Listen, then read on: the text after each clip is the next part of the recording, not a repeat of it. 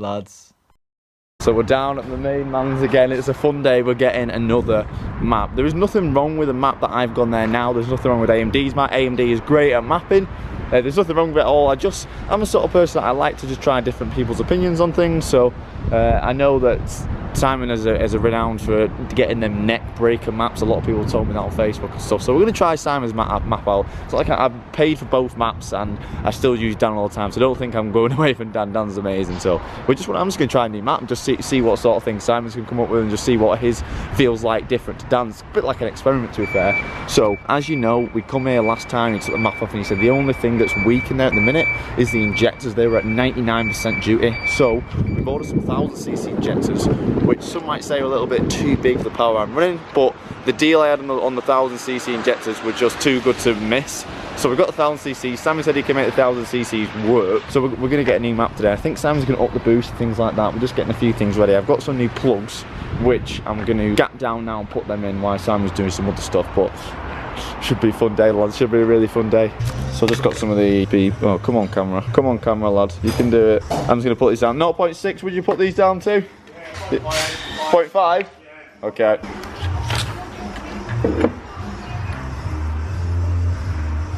I'll blink the 9, he's already gone. Fucking hell. One of those people, once you take your eye off you work at like supersonic speed and then you come back to normal and you look at you again. These injectors here? Yeah, those ones that we send through, yeah. Oh, that's sick. Does this just allow you to see boost on the computer, yeah? Yeah. Just getting the fuel rail off. Yeah, we're just going to pull the rail off it now. It's a bit tight down there, so. So what sort of injector duty would you be looking at, like on like idle or something? Don't know, just depends on the injectors themselves. It's not something that I really take notes of at idle or anything like that, to be fair. It's more so wide open throttle. Right. But hopefully it should be a lot lower than 99%. Like 40, 50? No, probably higher than that still. Right, okay. But not much more. I would hopefully maybe about 60–70%. Right.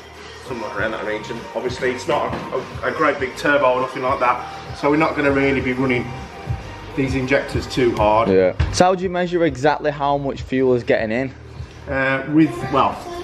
Essentially with a wideband gauge. Right. That measures.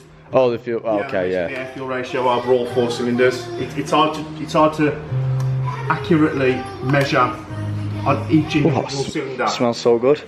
Without having like multiple wide bands on it, and they're expensive because they need to be special type of wide bands as well to go into each individual runner. So is the way to do it would be just to get what target boost you'd want, go rich, and then come leaner and leaner and leaner? I guess so, really. I mean, yeah, you can hit your target boost, keep your ignition timing and your air fuel ratios sensible. That's where base maps come into it. Right. And then obviously adjust the air fuel ratio to suit for the spec of the car, and then adjust ignition timing to suit as well. Can't get over how good that smells. I remember when I was doing the fuel pump, I almost passed out in the back seat. Got man like gigs in the background. What a tune! Is this what you're into, Simon? No. This is what you play on the way home? No, absolutely not. I don't know why I listen to Radio 1 anymore. It's been well good, but now it's absolute rubbish. It's rubbish, isn't it? Yeah. It is rubbish. Have you heard it like past 7 o'clock on a weekday or something? It's like they just say, right, here's your budget, 200 quid. Yeah. They just play songs that you've never heard of. But you know something? I like that. Oh, do you? Do you prefer road mapping or dyno mapping?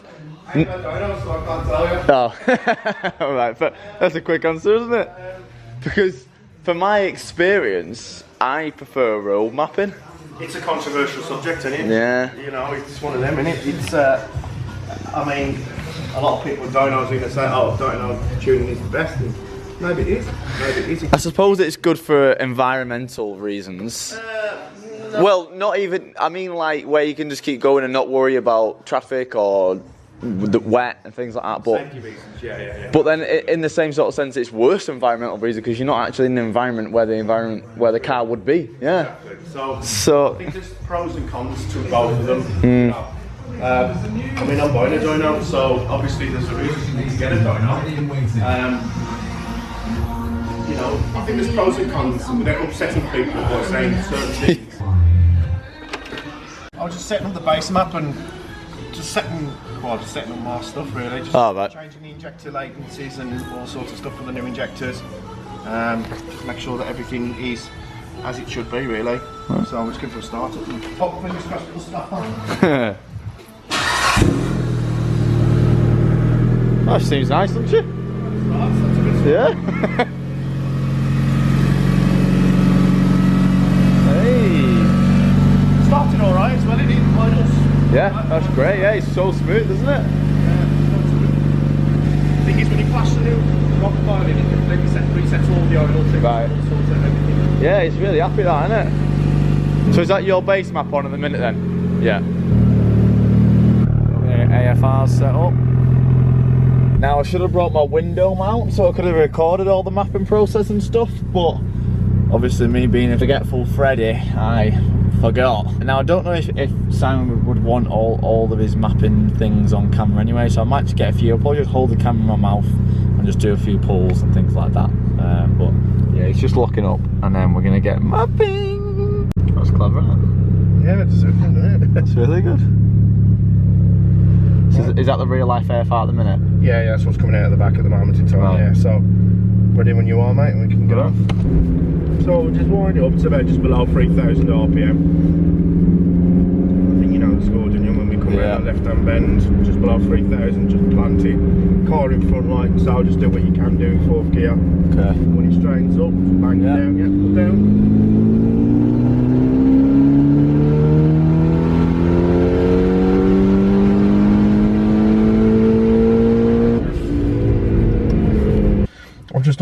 Just up the boost. I've just leaned the fuel out a little bit. Just doing some course corrections at the moment in time. So, and then we'll start doing some more finer corrections when we're on our other road. Right. Those are two locations. Yeah. Right, we'll start that up and then off we go. On that like that, it's perfect like that. Yeah. We go around the bend, feel the two little bumps, and then that's your cue just to bang your foot to the floor. Okay. See the little bumps there. Yeah. Once you've gone over that, easy, yeah. Bump, bang it down.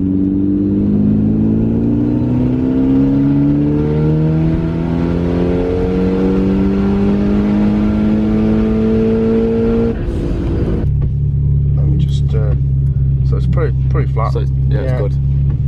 And what's that at the minute? That's about 1.77 and it's tapering down to about 1.6 at the top end, which is pretty decent for this turbo. Right, okay. I'll see if we can get it to come on to boost any stronger, and then a little bit more work, and I think we could have the boost set.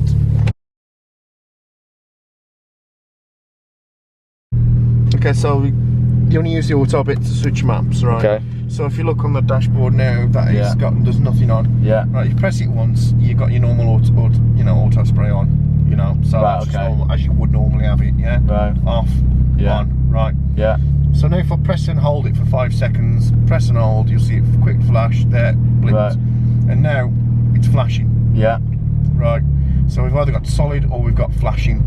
Right. So map 2 is flashing. Right. But now the little bit confusing part is that is intercooler spray off, map 2, and then and that is intercooler spray on, map 2. Right.